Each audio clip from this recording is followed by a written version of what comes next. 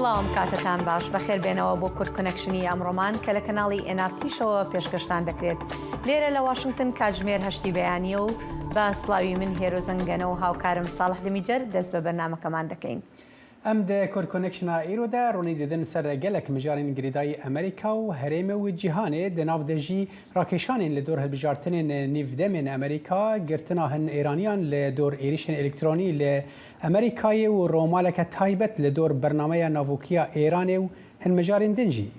و لە بەرنامێشدا راپۆرتێکمان لەسەر زیادبوونی ئۆپراسیۆنەکانی ئەمریکا لە باکوور و ڕۆژهەڵاتی سووریا پێشکەش دەکەن.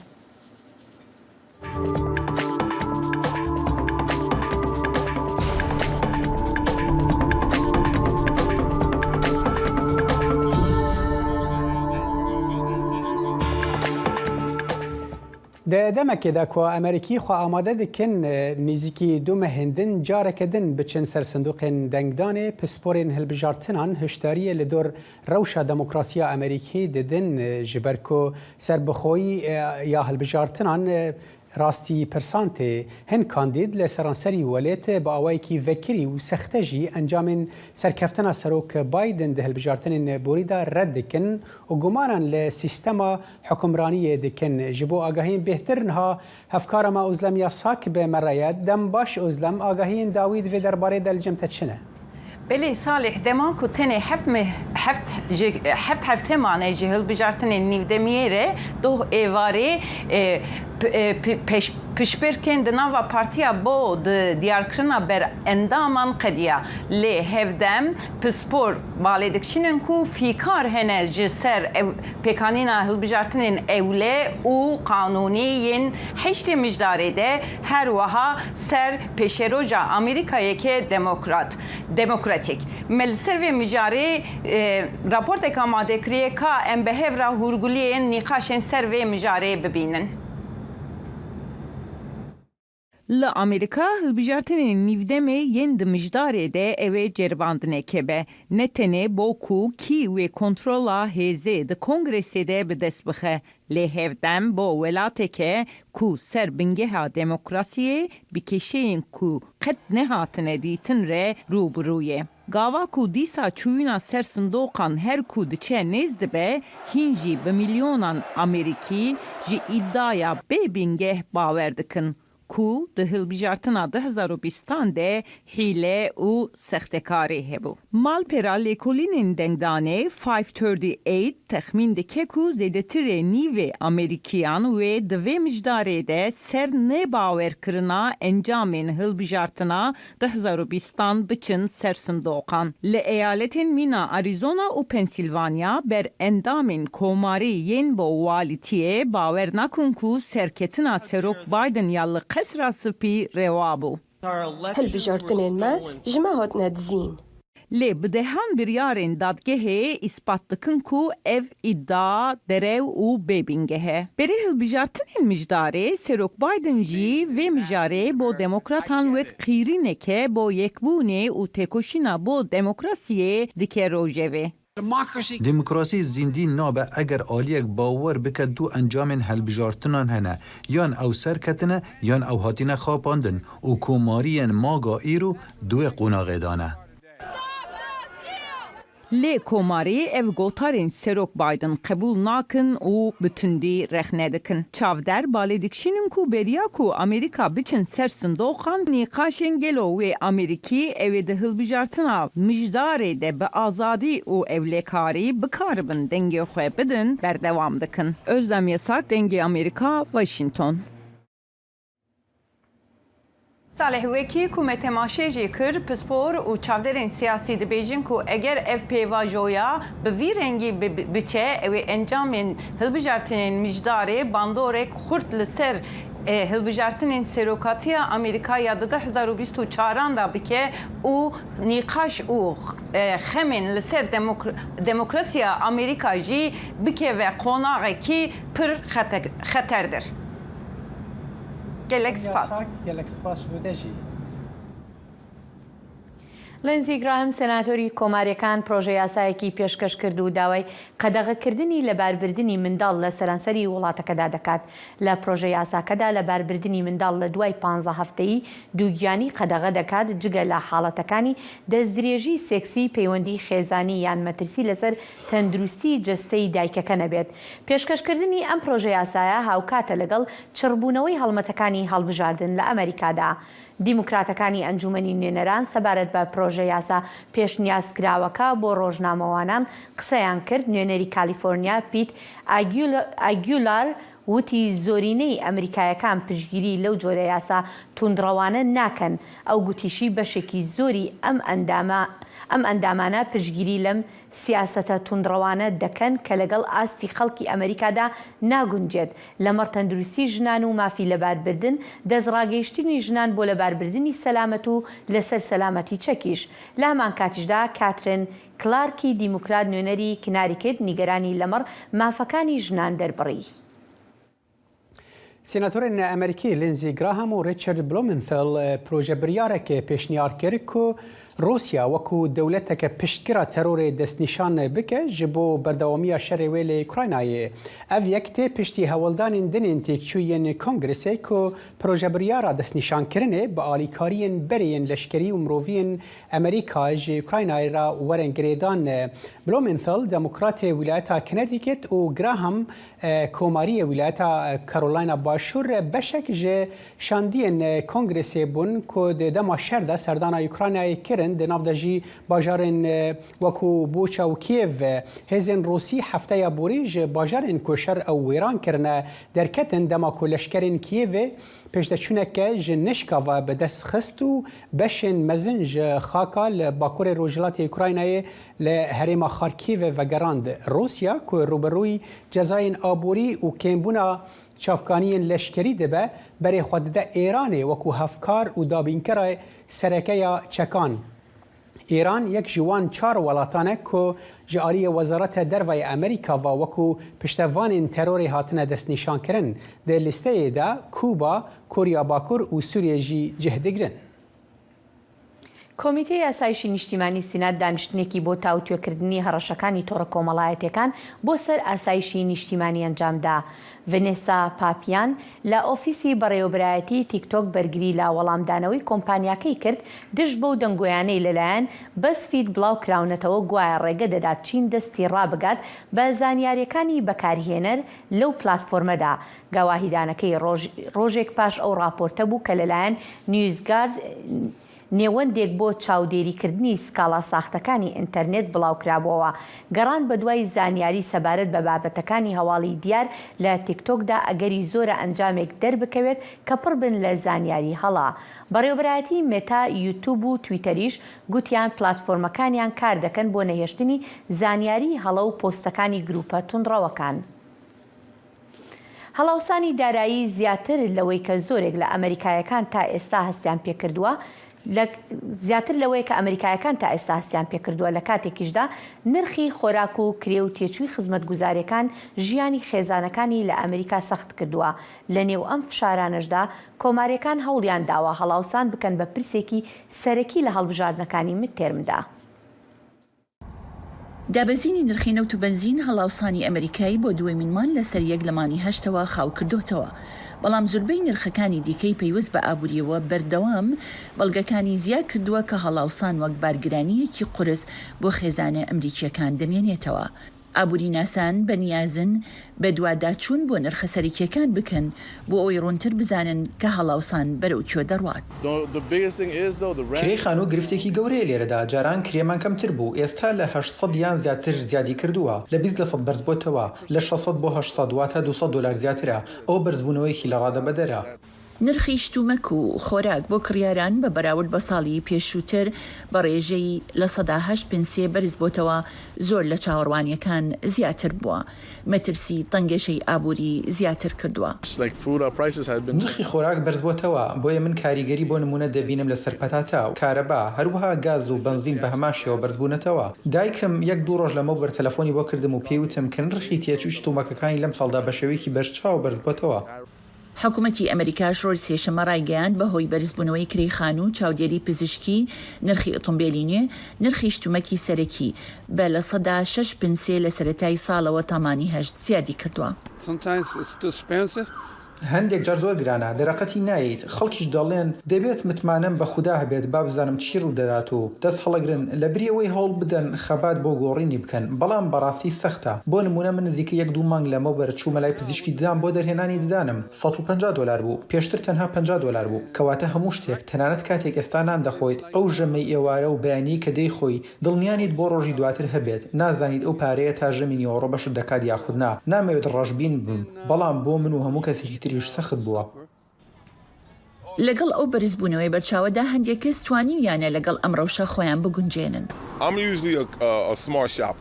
من بەگشتی کڕارێکی زیرەکەم هەوڵ دەدەم لێرە و لەبێت لە چوارچێوەی بجێ خۆمدا مەسرف بکەم من هەرگیز ناچمە دەرەوەی تواناکانم بۆیە باشم و هەڵاوسان لە ڕاستیدا بێزارم ناکات تێدەگەم هەندێک کەس کاریگەریان لەسەرا من یەکێک نیم لەوانە من ئەوەی کە دەبێت بیکەم دەیکەم بە ژیری بودجێ پارەکەم دەکەم بەڵام بۆ هەندێک کەسی تێروانیە.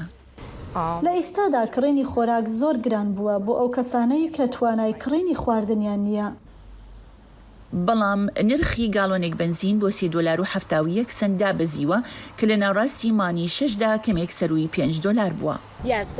بەڵێ نرخی بنزین دابەزیوە بەڵام بە بەراورد بە 2 ساڵ لەمەوبەر هێشتا زۆر بەرزە. بەرزکردنەوەی زیاتری ڕێژەی قازاجی بانقی ناوەندی ئەمریکا دەتوانێت گەشەکردنەکە ئەوەندەی تر لاواز بکات کە ئابووری بەرەو تەنگەشە پاڵپێوە بنێت. هەڵاوسانیش زۆر زیاترێک بۆ لەوەی کە زۆرێک لە ئەمریکیەکان تاکو ئیستا ئەزمونیان کردووە. ئەمەش پارەی خواردن و کرێ و تێچوونی خزمەتگوزاریەکانی خێزانەکان و تێچووی دیکەی زیاد کردووە. سەرڕای گەشەی بەهێزی کار و کەمی بێکاری بێهیوایی لەبارەی ئابووریەوە زیاتر کردوتەوە. کۆماریەکان هەوڵیان داوا لە هەڵبژاردننی میتێرمی کۆنگرسدا هەڵاوسان بکەنە پرسێکی سەرەکی. ئەوان پاکێجی هاندانی سەرۆک جۆ بایدن بە بڕی $1.9 تریلیۆن کە ساڵی ڕابردوو تێپەڕی بوو بە هۆکاری بەشێکی زۆری ئەو زیادکردنە دەزانن. زۆرێک لە ئابووری ناسان بە گشتی هاوڕان هەرچەندێک کە دەڵێن کە زیابوونی بەرچاوی موچە و داگیرکردنی ئۆکرانیا لەلایەن رووسیاوە هۆکاری سەرەکین بۆ ڕوودانی هەڵاوسان. شایان پاشا دەنی ئەمریکا واشنگتن. سەرۆکی ئەمریکا جۆ بایدن حەزکەرێ ئۆتۆمبیلان بە کۆرڤێتا خۆیە کەڤنار دە سەردانا ڕۆژە چارشەمێداج بۆ پێشانگەها ئۆتۆمبیلان یا دێترۆیتا میشیگنێ هەوڵدانین ڕێڤەبەریە خۆیە یەن پێشڤەبرنا ئۆتۆمبیلên ئەلکتریکی نیشاندان. بایدن $900 ملیۆن ژێرخانەیان ئەرێکردن ji بۆ çêkirina şarjgehên ئۆتۆمبیلên ئەلکتریکی لە سەرانسەری 53,000 میلên riyên sereke li 35 ویلایەتان یاسaya jêrxaneyan ya Biden 2021 di nav 5 salan de $5 milyar peyda dike ku alîkariya wîlayetan bike ku toreke îstgehên şarjkirina ئۆتۆمبیلên ئەلکتریکی ava bikin. Biden çû pêşangeha ئۆتۆمبیlan ya navnetewî ya Amerîka Bakur da ku yasaya nû ya keş û hewayê û bac û bîma tenduristiyê ku ji bo kirîna ئۆتۆمبیلên ئەلکتریکê kêmkirina bacan pêşkêş dike veke. Serok spasiya Yekîtiya Karkerên Otomobîlan û Sandîkayên din kir ku wan di sala 2020 da piştgiriya wî kiribûn. Wî nîşan da ku rêveberiya wî çawa xebitiye da peymanên sandîkayan ji bo projeyên mezin pêş bixe û karkerên sandîkayan wekû karkerên welêt yên herî jêhatî binav kirin. دنگ امریکا جافکانی کا په باوریان و چاو آگاهیان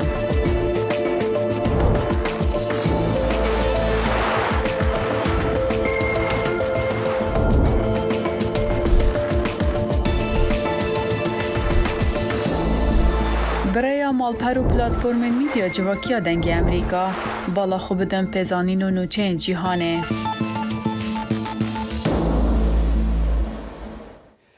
وزارت داده امریکا ایرو چهارشنبه گفت که سه ولاتین ایرانی ل امریکا به ایریشن الکترونی هاتنه توانبار کردن که کمپانیین الکتریک حکومت خودجهی و کارسازی بچوک و ریخستن دن کرن آرمانج گمانبار به هاکرن هاتنه توانبار کردن که به صدان سازی ل امریکا و سرانسری جهان کرن آرمانج شفره کردن و دزینا داتایان ج تورن وان دزگهان و گفخوارنا که دیوان بلاف بکن آنجی شفره بهلن حتی که فدیه‌یان ورگرن. وزارت گوت که هن دهن روشانده قربانیان او فدیه دانه. ریوبریا بایدن هول دا که بده دو هاکران که امریکا کرنا آرمانج و پرجارانجی جالی دجمنان و هاتنا پاراستن کمک هاکر که بنگه هوان لروسیای سالا بوری به انجام دانه ایریشک الکترونی لسر خطا بوریا کولونیال یا جورجیا که هنارده کرنا گازه لقراغ روجهلات امریکا قد کر هات تاوانبار کرن. برپرسکی پای بلند وزارت داده که جروجنموان را گوت تی باور کرن که اف هاکر نل سر ناوی حکومت ایران لجبو برجواندی خوی دارایی افکار کرنه و هنجی قربانی وان ایرانینه. برپرسان گوت که اف چالاکی تفی کج آلی حکومت ایران و نای ریو برنجی لی رژیم دستوری ده هاکران که به جزا کرن کار بکن. هەڵمەتەکانی هەڵبژاردننی مترم لە ئەمریکا هەتادێت چرتت دەبێتەوە دیموکراتەکان هەوڵێکی زۆر دەدەر زۆرینەی خۆیان بهێڵنەوە و کۆمارەکانیش بابەتی ئابووری دەکەن بە خاڵی سەرەکی هەڵمەتەکانیان تا پشتیوانی زۆربەی خێزانە ئەمریکایەکان بەدەستبێنن لە کاتێکدا هەڵاوسانی دارایی تەنگی پێهەڵچنیون. هەندێک لە شیکەرەوە ئاماژە بەوە دەکەن تەنانەت پەلەپەلی بەڕێوەبەرایەتەکەی بایدن بۆ زیندووکردنەوەی ڕێککەوتنی ناوکی یان بەرجام بۆ مەبەستە بوو وەک هەنگاوێکی تری دیموکراتەکان بیخاتە بەردەم دەنگدەران. بەڵام ئایا ئەمە کاریگەری دەبێت بەسەر دەنگدەری ئەمریکایەوە؟ بۆ تاوتوێکردنی ئەم بابەتە دەچینە لای ناسر باباخانی مامۆستای زانکۆ و شیکەرەوەی سیاسی. بەڕێز باباخانی سەرەتا سپاس بۆ کاتەکەت. دەکرێت پێمان بڵێ لە ئێستادا خەڵکی ئەمریکا یعنی خاڵی سەرەکی بۆ دەنگدەری ئەمریکی چییە لەم هەڵبژاردنانی مترمدا؟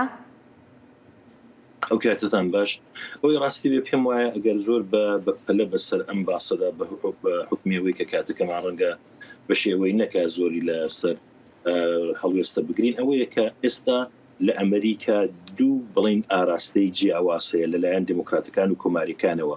یەکێک کە لە یەک ساڵ لەمەوبەرەوە لە کاتی هەڵبژاردنە نێوخۆیەکانی با بڵین نێوخۆیەکانی حیزبەکانی پارتەکانی کۆماری و دموکراتدا لەوێ دیاردەیەک ساز بوو بە نێوی ریفراندۆم بۆ ترامپ، یعنی پێیان وا بوو ئەم هەڵبژاردنانەی کە لە نێو پارتی کوماریدا دەکرێت بە جۆرێک لە جۆرەکان ریفراندۆمێکە بۆ ترامپ و سەرسۆڕهێنەر ئەوەیە بە پێی ئاداتاکانی ئەکۆنۆمیست 86.2 باسییان لەوە کرد کە ئەو بربژێرانەی کە ترامپ پشتگیری لێکردبوون ئەوان ئێستا دیاری دەکرێن بۆ ئەوەی کە ڕکەبەرایەتی لەگەڵ دیموکراتەکان بکەن. لەلایەکی دیکەوە 4 ڕۆژەوە پێش بایدن لە وتارێکدا باسی لەوە کرد بە پێچەوانەی با بڵێن بۆچوونی کۆماریەکان کە ئەم هەڵبژاردنیان وەک ریفراندۆمێک بۆ ترامپ ناوزەت کرد بوو ئەو باسی لەوە کرد کە مە هەڵبژاردنانە ریفراندۆمێکە بۆ دیموکراسی و بە توندی هەڕەشەی کردە سەر ترامپ و کۆماریەکان وتی ئەگەر بێت و ئێمە سەنەت و کۆنگرێز لە دەستبێن 2 ساڵی زۆر دژوارمان لە پێشدایە و تەنانەت دەستەواژەیەکی بۆ ترامپی دەکات کرد کە زۆرم بەلاوە سەرنجڕاکێش و لە هەمان کاتیدا سەیر بوو پێی کرد the last guy ئەم دوایین کابرایە. بۆیە ئەوەی کە ئێستا خەڵک سەیری دەکا لە ڕوانگەی منەوە بە جۆرێک کە ویلایەنەکە باسییان کردو دەکرێت بڵێن بە ریفراندۆم سەیر دەکات هەرچەند دەکرێت ئاماژە بۆی بکەین کە بۆ خەڵک بەپێی ئەو ئامارانەی کە لە گۆڕەدای گرفتی ئابووری و کێشەی داهات یەکێک لە هەر سەرەکی ترین پرسەکانە بەدوای ئەوانەیدا پرسی کۆچ و تاوانکاری و جنایەت و ژینگە و لە باربردنی کۆرپە و ئەمانە. بەڵام ئەوەی کە ئێستا ئێوەش لە ڕپۆرتاژەکەتان ئاماژەتان پێکردا کێشەی سەرەکی بۆ خەڵکی ئەمریکا کێشەی ئابووری و هەڵاوسانە. بەڵێ کاک ناسر دەمەوێت تیش بخەمە سەر ئەوەی ئێمە وەکو جەنابیشت ئاماژت پێکرد بەشێک لەو کۆماریانی کە لە هەڵبژاردنە ناوخۆیەکانی کۆماریدا سەرکەوتنیان بەدەست هێناوە یعنی زۆربەیان ئەوانن کە ترامپ پشتیوانیان لێ دەکرد. کەواتە تۆ پێت وایە ئەو با بڵێن لێکۆڵینەوانەی کە ئێستا ئەکرێت ویا ئەو بەڵگانەی کە لە ماڵەکەی ترامپدا دەستی بەسەر داگیرا لەلایەن FBI ەوە هیچ کاریگەریەکی هەبێت بەسەر دەنگدەری ئەمریکاوە؟ ترامپ دیاردەیەکی زۆر سەیر و سەرسۆخێنەرە ئەوانەی کە دژایەتی دەکەن ئەگەر ترامپ هەرچێکی بۆ ئەم وڵاتە بکە هەر دژایەتی دەکەن و ئەوانەی کە بەڕاستی باوەڕیان پێیەتی تا ئەو ئاستەی کە دروشمێک لەسەر با بڵێن جلوبەرگەکانیان گەدەنووسن کە دەڵێن با بڵێن خوامان مەسیحە و سەر و کۆمارمان ترامپە بەو شێوەیە دەڕوان بووە ئەم پێم وایە ناتوانێت کاریگەرێکی ئەو توی هەبێت تەنانەت ئەگەر بەحسەکە لەسەر ئەوە بێ بۆ هەڵبژاردنەکانی 2024 بۆ بربەست سازکەن بۆ ئەوەی کە ترامپ بخۆی بەربژێر بکە بۆ سەر کۆماری. بەڵێ پێشەوەی بێمە سەر بابەتی ئێران لە هەڵبژاردنەکانی ئەمریکادا دەمەوێت ئەو پرسیارە بکەم بەڕای تۆ ئایا دیموکراتەکان ئەتوانن زۆرینەی خۆیان بهێڵنەوە لە ئەنجومەنی نوێنەران و هەروەها لە سینات هەر هیچ نەبێ لە دەستیان نەچێ هیچ کورسیەک؟ بە باوەڕی من ئەوە ڕوو دەدا. هەر لەو ریپۆرتەی ئێکۆنۆمیزدا ئاماژە بەوە کراوە کە ئەو بەحسێکی مێژوویە دەڵێن لە ساڵی 1862 ینی ڕێک 6 ساڵ لەمەوبەر بۆ میتەرمەکان 40 دانە هەڵبژاردن کراوە کە لە 36یاندا حیزبی دەسەڵاتدار کورسەکانی لەدەستداوە. لە 2010 ئۆباما 61 کورسی لەدەستدا، ترامپ 41 کورسی لەدەستدا و هەروەها کلینتۆن و ڕێگان و ئەمە بەم شێوەیە بووە ئەمە بەگراوندە مێژەی سیر بکەین ئەمە ڕوو دەدا. بەڵام لەلایەکی دیکەوە تۆ سیر بکە هەر ئەم دڕوا ڕاپرسیەکەی ڕۆیتەرز و ئیپسۆس کە بازەوەی دەکەن کە ئاستی ڕەزامەندی لە بایدن گەیشتۆتە 38%. ئەمە کەمترین ڕێژەیە کە سەرۆکۆمارێک لەو ماوەی سەرۆکایەتیدا دەتوانێت هەیبێ. لەلایەکی کەژە هەر بۆ خۆشتان ئاماژەدان پێکرد پرسی هەڵاوسانە و هەروەها دەوری ترامپ و ئەم هەڵبژاردنانەیە. من پێم وایە دەکرێت ئەڵبەتە دوای لە پرسیارەکەی دواییدا بینە سەر سیاسەتی دەرەوە بە تایبەتی سەبارەت بە ئێران، بەڵام ئەوەی کە ئەمن دەیبینم و تەنانەت نیویۆرک تایمز دەڵێ 60% دیموکراتەکان بۆ ساڵی 2024 خوازیاری ئەوە نین کە بایدن سەر لەنوێ خۆی کاندیدا بکە بۆ سەرۆکۆماری. بۆیە ئەمن پێم وایە بەڵێ لانیکەم کۆماریەکان کۆنگرێز و دەستێنەوە دیموکراتەکان دەیدۆڕێنن. بەڵێ کاک ناسر لەبیرمان نەچێ یان لە ماوەی ڕابردوودا چەند هەفتەیەک لەمەوە پێش باز لەوە ئەکرا کە ئێران و ئەمریکا ینی وا هەر خەریکن ڕێککەوتنەکە مۆر بکەن و بۆ بژانەوەی با بڵین بەرجام، بەڵام ئەمە ڕووی نەدا و جارێکی تر دواکەوتەوە. جا لەسەر ئەمە دوو ڕاهەیە، هەندێک ئەڵێن ئەگەر هەڵبژاردنەکانی مترم لە ئارادا نەبووە لەوانەیە دیموکراتەکان لە بەردانواندنیان بکرد بە زیاتر بەڕێوەبەرایەتی بایدن، هەندێکیش دەڵێن بەڕێوەبەرایەتی بایدن پەلەپەلی دەکرد تا ئەم ڕێککەوتنە بکات، بەڵام بۆ ئەوی بەکاری بێنێ بۆ بەدەستێنانی دەنگی زیاتر. جا تۆ پێ وایە دەنگدەری ئەمریکا ئەمەیان بەلاوە گرنگ بوو؟ ئەوەی ڕاستی بێ ئەگەر بڵم بە شێوەیەکی ڕێژەی بڵم دەنگدەری ئەمریکی ئەم چەمکەی زۆر بۆ گرینگە بە باوەڕی من ناچون بە خۆت دەزانی کە سیاسەتی دەروی ئەم وڵاتە زۆر کارتێکەرێکی ئەو توی نابن مەگەر چۆن بێ، یعنی با بڵێن شەڕێکی ماڵوێران کرد وەک شەڕی وێتنام لە گۆڕێدا بێ کە بتوانێت شوێندانەر بێت لەسەر خەڵکی ئەمریکی دەنا ئەم جۆرە پرسانە گرنگترین پرس بۆ خەڵک کێشەنی و خۆیەکانی ئەم وڵاتەیە. بەڵام لە کولیەتی خۆیدا دیموکراتەکان ئەمەیان کردبوو بە جۆرێک لە جۆرەکان کە پیان وابوو کە ئیدارەی بایدن دەیهەوێ بە هەر شکل و بە هەر لەونێک بێ ئەم ڕێککەوتن نامەیە جێبەجێ بکە بەدانی دوایین لەو هاتوچەی پیپۆنگەی کە ئەمریکا وڵامی دەناردەوە ئێران وڵامی دەناردەوە. داواکاریەکانی ئێران ئەوەندە قورس بوون کە ئەمریکا ناچار بوو پاشگەز بێتەوە بیخاتە دوای هەڵبژاردنەکانی ئەمریکا و ئەوشمان لە کەوانەیدا لەبیر نەچێت کە هەڵبژاردنەکانی ئیسرائیلیش بۆ ئەم مەسئلەیە زۆر گرنگن. بۆیە ئێستا ڕەنگە ئیدارەی بایدن پێی وابێت کە دوای بابڵێ هەڵبژاردنەکان و تەنانەت هەڵبژاردنەکانی ئیسرائیل پشوویەکی بێتەوە بەرەخۆ و ئەو کاتێکی بەکات بە دەسوباڵێکی کراوەوە بڕوان چون ئەگەر ئەم ڕێککەوتنامەیە بەپێی ئەو مەرجانەی کە ئێران بەسەر ئەمریکای داداسەپاند و وەک لابردنی سپای پاسداران وەک دانی گەرانتی بۆ ئەوەی کە جارێکی دیکە دەوڵەتەکانی ئەمریکا لە بەرجام نەیانە دەرێ و هەندێک شەرتی دیکە کە ڕەنگە مەجال نەوێ باسییان بکەین زۆر دژوار بوو. بۆیە ئەم پێم وایە بایدن پیان خۆش بوو لەم کاتەدا کە ئەم توێژانە فریز بکرێت و بکرێتەوە دوای هەڵبژاردنەکە. کەواتە تۆ پێ وایە ئەگەر بکەوێتە دوای هەڵبژاردنەکە ئەمریکا بە مەرجەکانی ئێران قایل دەبێت؟ ئەوە دەگەڕێتەوە سەر زۆر بارودۆخی با بڵێن نێونەتەوەی تەنانەت شەڕی ئوکراینە تاسی دادن. هەروەک دەزانی ئێستا هەوساری کۆماری ئیسلامی بەدەست رووسایە، یعنی ئەگەر رووسیا شەڕی ئوکراینیان نەبایە و ئەگەر رووسیا پێمن بایە بەوەی چونکە ئێران بە خۆتان دەزانن ئێستا بەپێ ئەم شێوازی هەڵسوکەوتەی ئێران و رووسیا بە تەواوی هەوساری ئەم وڵاتە کەوتۆتە دەست ئەوانەوە و هەندێک پرسی ناوخۆی ئێران ئێستا دەنگۆی ئەوەی هەیە کە خامنەی لە جانەڵڵادا ئەمانە هەموو کاریان دەبێت بەڵام بەگشتی ئەم پێم وایە کە ئیدارەی بایدن بەرامبەر بە کۆماری ئیسلامی نەرمی دەنوێنێ و لە هەمان کاتیشدا ئێران پێم دەبێت بە مەرجەکانی ئەمریکا و ئەوروپا و بەرجام سەر دەگرێت. بەڵێ ناسر بابەخانی مامۆستای زانکۆ شیکەرەوەی سیاسی لە ڤیرجینیا سپاس بۆ کاتەکەت. سپاس بۆ ئێوەش. ئازیزان گوێمان لە بۆچوونەکانی بەڕێز بابەخانی بوو لەسەر ئێران لە هەڵبژاردنەکانی ئەمریکادا. ئێستاش دەچینە بڕگەی بەرنامەی لەگەڵ ڕووداوەکاندا کە بەڵێن ساڵح دیش دەخاتە سەر ڕێککەوتنی ناوکی ئێران لە ڕوانگەی ئەوروپایەکانەوە.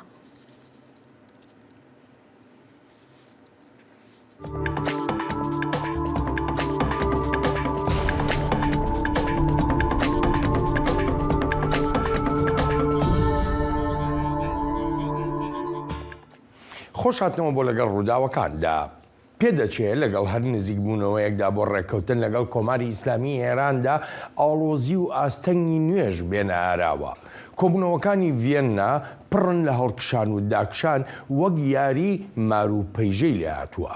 ئەوروپاییەکان پێشتر هەر زۆر گەشتبین بوون، بەڵام ئێستا دەڵێن دڵنیان نین لەوەی ڕێککەوتن دەکرێت یان نا. جا ئەوەی من دەیکەم بریتیە لە ڕاوێژکردن لەگەڵ بەشدارانی تری ڕێکەوتنە ناوەکیەکەدا و بە تایبەتیش ئەمریکا، چونکە ئەوە داوایەکە کە ئەمریکا وابەستە ببێتەوە. ئەڵبەت هەر ئەمریکانە. جا بەداخەوە دەڵێم لە ئێستادا کەمتر دڵنیاییم هەیە بە بەراورد لەگەڵ پێشووتردا. ئێران لە ڕوانگەی کێشەکانیەوە لەگەڵ کۆمەڵگەی نێونەتەوەی و هەروەهاش لەگەڵ دەستگای نێونەتەوەی وزەی ئەتۆمی وەکار هیچ نەبێ بەشێک لە ئەوروپاییەکان دەڵێن هۆکارە بۆ ئەوەی کە تاران نەیەوێ بگاتە ڕێکەوتن. و همچنین آمادگی داره که در مسیر ایران ئامادەی بۆ هاوکاریکردن لەگەڵ دەستگای نوێنەتەوەیی وزەی ئۆتۆمیدا بۆ ڕاستکردنەوەی زانیاری و وێناکردنە هەڵەکەی بەرنامە ئاشتیانە ناوکیەکەی کۆماری ئیسلامی ئیران. ئێمە جەخ دەکەینەوە هاوکاریەکانمان لەگەڵ دەستگای ناوبراودە لە هەردوو ڕوانگەی مافەکانمان و وەبەستەیەکانی کۆماری ئیسلامی ئیرانەوە دەبن، وەک چۆن دەستگای نێونەتەوەیی وزەی ئۆتۆمی وەبەستەیی و مافی هەیە. بەپێی لێدوانەکانی کاربەدەستانی ئەوروپایی دەشێت لە چاوەڕوانی زستانێکی قورس و پڕ لە ئاڵنگاریدا بن ئەگەر هاتوو مۆسکۆ سوتەمەنی ببڕێ لە ئەوروپا. هەر بۆیە پێشتر دەگوترا ئەوروپاییەکان بە پەلەن تا ڕێککەوتنە ناوچەکەی ساڵی 2015 زیندوو بکرێتەوە. بەڵام ئایا نوتی ئێران ئەوروپاییەکان لە قەیران ڕزگار دەکا؟ بەم پرسیارەوە دەچمە لای مادح ئەحمەدی چاودێری سیاسی. کاگ مادح سەرەتا زۆر سپاس بۆ ئامادەبوونت.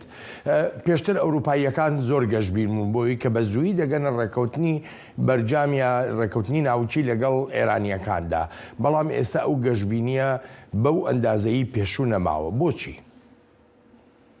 ئەو کاتەی جەناب چبینەرانی بەڕێز باش کات بەڵێن کەچەند ئەوەی کە دەیبینین لە ماوەی چەند مانگی ڕابردووە بەرپرسی سیاسەتی دەرەوەی پێچی ئەوروپا لە هەمان شێوەی جەنابەت کە باست کرد گەشتبین بوو بەوەی کە بە زووی بگەنە ڕێککەوتنێک بۆ بەرجام زیندوو بکەنەوە.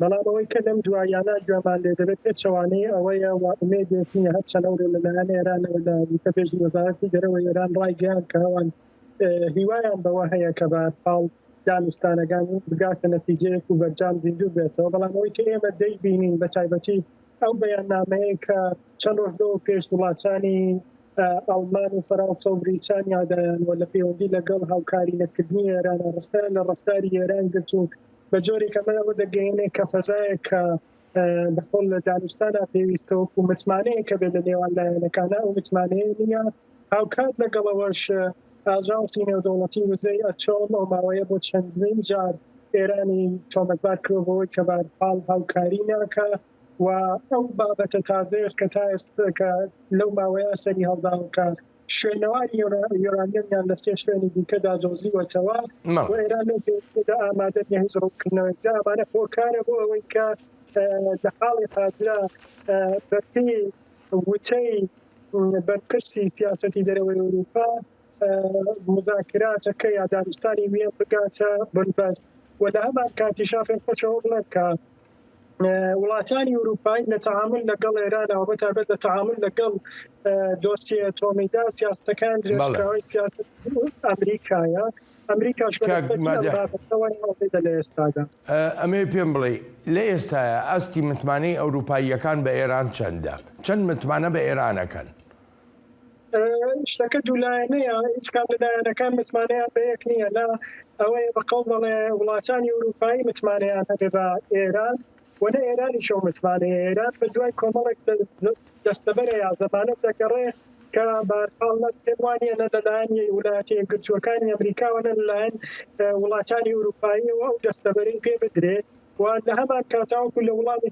پرسیاری پێشوشدا ئیشارەت پێ کرد پرسی دۆزینەوەی یۆرانیۆم شوێنەوەی یۆرانیۆم بە شوێنی دیکەدا کە ئێران پێشتر ئەمانەی ڕیپۆرت نەکردووە با ئاژانسی نێودەوڵەتی وزەیە چۆن ئەم نیگەرانیانەی زیاتر کردووە و لە هەمان کاتژا و داوای ئێران کە لە قسەی بەرپرسانی ئێرانیا دیارە کە داواکارە و کردوتە پێشمەرج و ئەوەی کە بارحاڵ دۆسیە تازیان بارحاڵدا بخرێت بۆی دانوستانەکان بڕواتە پێشەوە ئەمەش لە خوانگەی وڵاتەوە داواکاریەکی نامەعقولە و بۆیە ئەوەندەی دیکە سەزایەکی دروستکردووە کە لایەنەکان متمانە بە یەکتر نەکرد کاک مادە هەر وەکو لە پێشەکی بەرنامەکەشدا ئاماژەم پێکرد یەکی لە کێشەکانی ئەوروپا دۆسەی سوتەمەنیە پێ وایە ئێران بتوانێت ئەگەر بێت و بگەنە ڕێکەوتن ئێران بتوانێت ئەو ئاستەکەمەی سوتەمەنی بۆ ئەوروپاییەکان پڕ بکاتەوە لە ڕاستیا کاک بەڵام قەیرانی سوتەمەنی وزە لە وڵاتانی ئەوروپا بە تایبەتی دوای دەستپێکردنی شەڕی ئوکراینیا هێشتی رووسیا بۆ سەر ئوکراین ئەم قەیرانە هەتا دێ ڕۆژ لە دوای ڕۆژ زیاتر دەبێتەوە و ئەمە ئێستا بمانەوێنەمانەوە قەیرانێکی جدیە لە ئەوروپا و بەرەوکی وڵاتانی ئەوروپایی گرتووە ئێران دەیەوێت ئەم کارتەی ئیستفادەکە بە تایبەت لە ئێستادا کە بەرەوەرزی سەرماچین و پێویستیەکان بە وزە لە وەرزی سەرما زیاترە بێ ئێران دەیەوێت ئەم کارتەی ئیستفادەکەەوە پێی وایە وڵاتانی ئەوروپایی بە شێوەیەکی کاتیش بێ پاشەکشێ دەکەن لە هەندێک ویست و داواکاری خۆیان و هەندێک امتیاز بە ئێرانەدەن بۆ ئەوەی کە بۆشایە پڕ بێتەوە بەڵام وڵاتانی ئەوروپای کەم پێم وانی ئەم شتەش بکرێت وڵاتانی ئەوروپای تەنانەت ئەگەر ئەمەشکەن وزەی ئێران و بەقەڵ بەڵێ ئەو یارمەتی لە ڕووی وزەوە لە ئێران وەریگرن تەنیا شتێکی کاتی دەبەوە ناتوانێت چارەسەری پێ بۆ هاتاتایە بەڵێ کاکمادە لەگەڵماندا بمێنەرەوە دەگەڕێنەوە بۆ لات ئەوروپاییەکان جەخت دەکەنەوە لەوەی نابێت ڕێگە بدرێت کۆماری ئیسلامی ئێران ببێت خاوەنی چەکی ناوچی لە کاتێکدا هاوپەیمانەکانی جیهانی ڕۆژاوە لە ڕۆژهەڵاتی ناوەڕاستدا دەڵێن هەروو توێژێک لەگەڵ ئێراندا بکرێ کارێکی بێهودە و بێئەنجامیشە.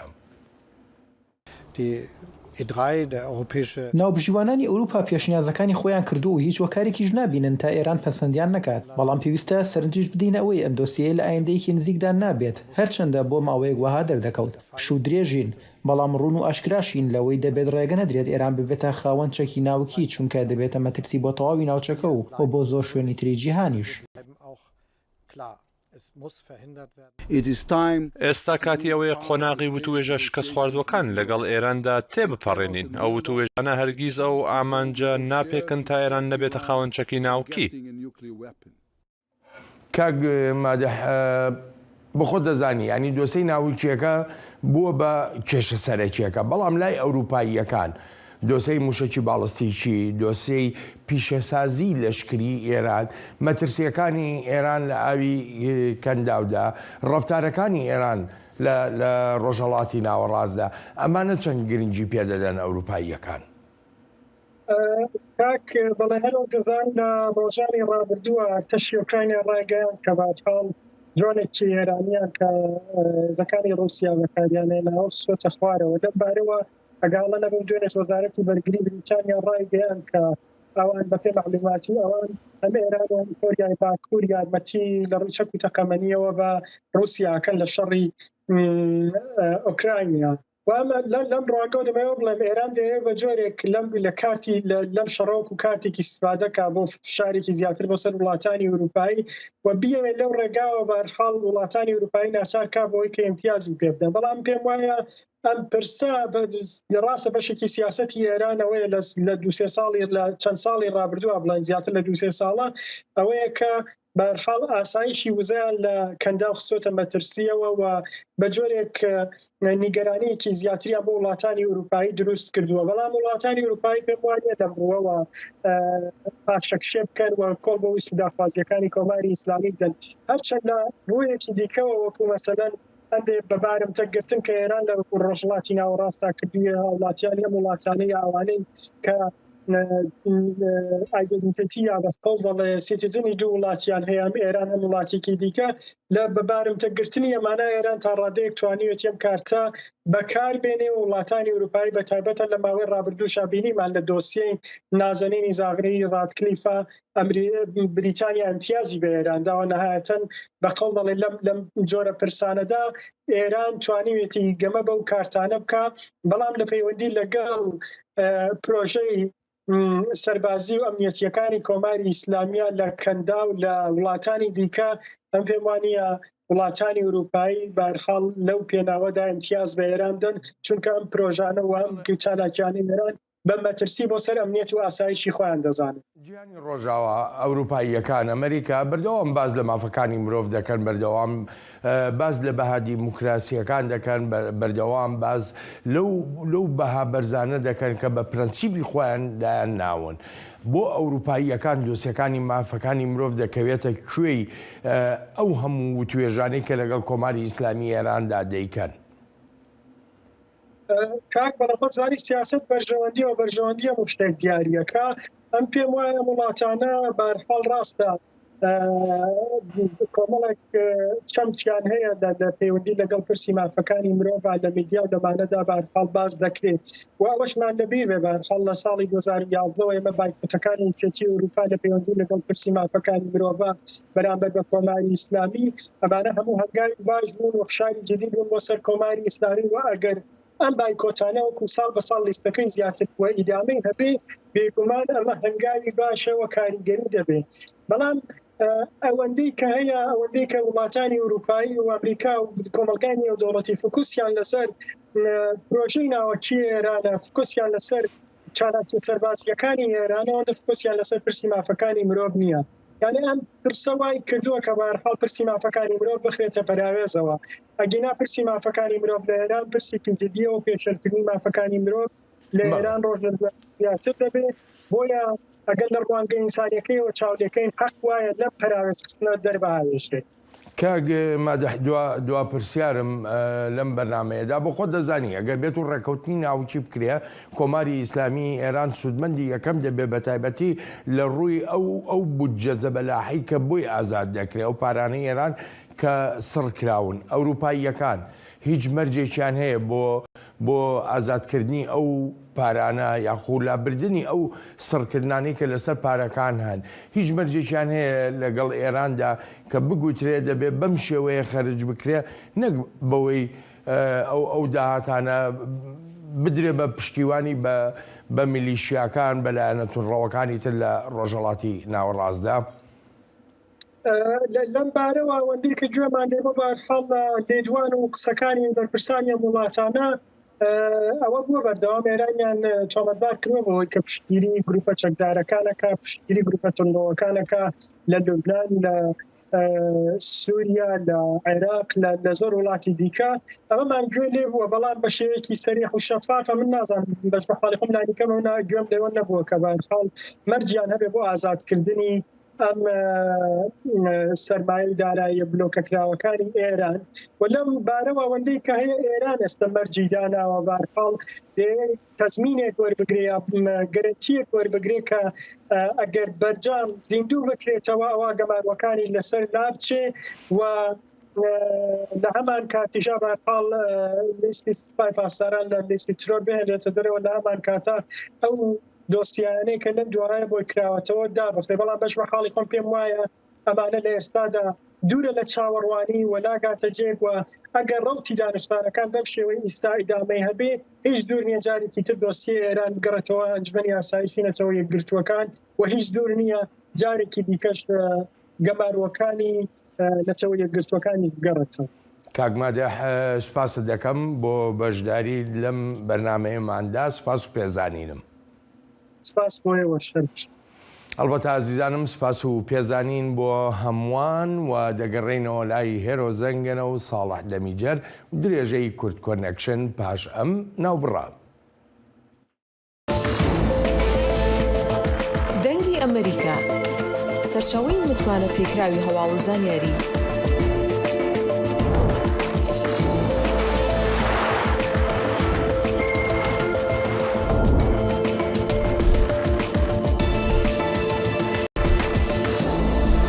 لە ماڵپەڕ و تۆڕە کۆمەڵایەتیەکانی دەنگی ئەمریکاوە ئاگاداری هەواڵ و گۆڕانکاریەکانی جیهان بە.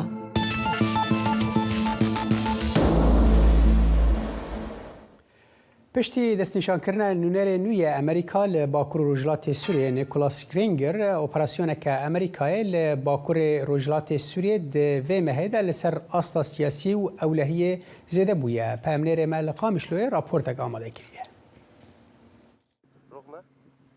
تەفگەرە دیبلۆماسی و لەشکری یا ئەمریکای لە باکوور ڕۆژهەڵاتی سووریە زێدە بوویە. پشتی دەستنیشانکردنا نونەرێ نوێیە ئەمریکایش بۆ باکوور ڕۆژهەڵاتی سووریە نیکۆلاس گرانجار تەفگەرە ئەمریکای لە باکوور ڕۆژهەڵاتی سووریە دوێ مەهێدا لەسەر ئاستا سیاسی و ئەولەهی و لەشکری زێدە بوویە. ji aliyê diplomatîk de nûnerê Amerîkayê civînên cuda lêgel hêzên siyasiyên Kurdên Sûriyê li dar xist. Di nav wan de hêzên Encûmena Niştimaniya Kurdî NKS û partiyên Yekîtiya Niştimaniya Kurdî PNK her wiha lêgel rêveberiya Xwesel û Mesedê civînên cuda hatin li darxistin. Berpirsê ofîsa ragandinê ya NKS Hesan Remzî ji dengê Amerîka re tekez gir nûnerê Amerîkî tekezî li ser diyaloga Kurdî û biryara navneteweyî ya 22/4 kir. Birêz Remzî Azîn ziman got Kurdên Sûriyê jî piştgiriyê didin hebûna Amerîkayê li Sûriyayê. هەبوونا دەوڵەتە ئەمریکی لەڤەرە مە و بە تایبەتی کوردستانە سوور و سووری تەڤایی یان ژۆژهەتە ناوی ئەم دەبینن گرنگی کەوێ هەیە و جێبای خدانەیە ژبەر هەبووناوێ ناسەقامگیری پەیدا دکێ ئەم دەبینن ملەتی ئەمریکا و حکوومەت ئەمریکی دۆستی ملەتی کورد ژبەروەیەکیژی چقیسی هەبوونا ئەمریکا دەڤەرێ هەبێ وێول قاسی سەقامگیری پێک بێنێ لالیەکی دن شۆپینەر باوەڕ دکرد گۆباندۆرا شەرێ ئوکرانیایê û li hevkirina navbera îran Tirkiye û Rûsyayê de dihêle got Amerîka hewl bide bi rêka Kurdên Sûriyê alûziya Sûrî çarçoveya 22/4 de bihêle. Got yekkirina Kurdên Sûriyê gava destpêkê ya yekkirina opozîsyona Sûrî bi giştî. Nivîskar û şorevekarê siyasî Silêman Mahmûd vê yekê bawer dike. Yani dixwazin ew giyana astekê got îca krîza Sûrî wek çareserî diplomasî jêrçêve be ne hezkerî. Tevgera Amerîkayê li ser asta leşkerî jî li herêmên Kurdê Sûriyê zêde bûye. Hefteya Borî fermandarê hêzên Amerîkî li Sûriye û Iraqê serdana kampa holê kir û bank li welatan kir got welatiyên xwe ji kampa holê vegerînin. Her wiha di vê mehê de yekem car bû got hêzên koalîsyona navneteweyî li gel Hesedê rahînanên leşkerî li nêzîkî Sûnerê Tirkiyeyê li herêma Dêrîkê pêkanî. Tevgerên Amerîkayê li bakur Rojhilatî Sûriyê di demekê de ye got behsa kombûna rola Amerîkayê li Sûriyê tê kirin. Ev yek nîşan dide got tuneyeteke Amerîkayê ji bo vekşandineke bilez tune ye. Zana Umer dengê Amerîka Qamişlo. Li bajarê Enqerê îro 35mîn rûniştina doza nivîskarê Kurd Musa Enter bû ku berî 3 salî li Diyarbekirê hatibû kuştin. Çaverê bû ku zelalbûna vê dozê derî li hin dozên din jî veke. Ji bo agahiyên bêhtir di vê derbarê de em hewl didin ku niha peyamnêra me li Diyarbekirê Xecîcan vayê ji kontrolê dibêjin bi me re ye. Dem baş Xecîcan kê li rûniştinê amade bû, çi hêvî hebûn û çi bû? Belê sala sorun tiştekî pişatim ez li Enqere me bû taybet dozê pişetûne min li derabim. Kurê Musa Anter, Dicle Anter, her wisa keçayê Raşan Anter li vê derabûn wekî cê parlamenterên HDP û parlamenterek CHP hatibûn ku ev 35mîn rûniştina dozê bû. Doz 2013 re dest pê kirbû. Li Amedê dest pê kir heta 2015 paşê ser sedema ewlehiyê dozê anîn Enqerê. îro çaverê bû ku biryarek derkeve ji ber ku ser kuştina Musa Anter 30 sal derbas û di 20 mehê de 30 sal tije dibe. Ji ber wê îro avukatan digotin ku yani kuştina Musa Anter faîlê meçhûl e belê gumanbarekî heye ku 5 sala hate girtin Hamît Yıldırım ev ji koriciyekî berê îçaçiyekî PKK'yê berê ye wekî gumanbar tê dadkirin lê ew jî 2011 vir de mixabin nayên mahkemê ji dûr ve îfade dide ku îro jî nehatibû. Nehatine ew tê dadkirin lê biryarekî derneket avukatan balê kişande ku يعني 3 سال دوز تجربه او مستر مثلا دما دريج ورق قرتن جبروي ابو سلوكي محكمه عن زمانكو او دبيست يك مهيدا روشنا داوود بن جبركو دبيست مهيدا سيمين سال دغرا كشنا مستانتره وبفي يك جبركو بريارك نهات قرتن جبركو تقوم باركي راستخونه اشکره کردن و توجی حمید یلدرم جی نهات دفاع کردن جبروی صدمه خطری که فرماسانه که دوز ولی گفتن ایرو شبه پاریزان مافی مروان جی پشتی دوزه داخلی فعلا کمال مافی مروان لشاخه آنکار نوند ایاده الودر بالی دانسر به مسئله که گوتن کشتن فایل مشهور و دوزن بی رنگی لازمه که وکا سوجین دیش مروانی وره یا بکه یا وره نخاندنش برای صدمه اف مثلا دمادرش جبرت نکن خطر دمادرش کو دوز وره گفتن باور دکم بریارا دادگاه دیاره یعنی جبرکو تفکر و ifade حاکم داش خود دادر لی مستخویای دفستم لیست مهد پشت سال بگره کشنا مستانتر اشکره بکن داوی انجام به دوزه جبر کو سبش دوزا انکره آجیته مهیه خاطر یک بیرنگی پیشوی دوزه اجی وجرا پیشه کو دوزا مستانتر کشنه کی سیاست فایل مجهول آراسی به دوزا آجیته مه حتی گریدان و سال درش تعداد کردن هیچ که مالباسین از بچم کسی که سال نوتی ده هستم کشتم سربی دوزه هبون یعنی بچم انجام به دوزه به آخوبت دوزه اندیشی لی وقتی که ایراد داخلیانی ایتاده دجهات دست نشان کردن او دزانم بجیار وره بسال کردن دوز وره گرتن لی دوزه جی تجربه که امدست جو تکوشنه خویا عدالتی بله. بله پامیر ما خیجان فارخین گلک سپاس شو بودم بەڵێ عزیزان بەردەوامین لەسەر بەرنامەکانی ئێستامان و پاش ئەم ناوبڕە دێینەوەلاتان. زایڵی داهێنان بەرنامەیەکی فەرهەنگی و هونەری بەشی کوردی دەنگی ئەمریکایە. من ئاسۆ جەبار لە واشنگتن دیسیەوە هەردوو هەفتە جارێک دەبمە میوانی ماڵەکانتان لەگەڵمان.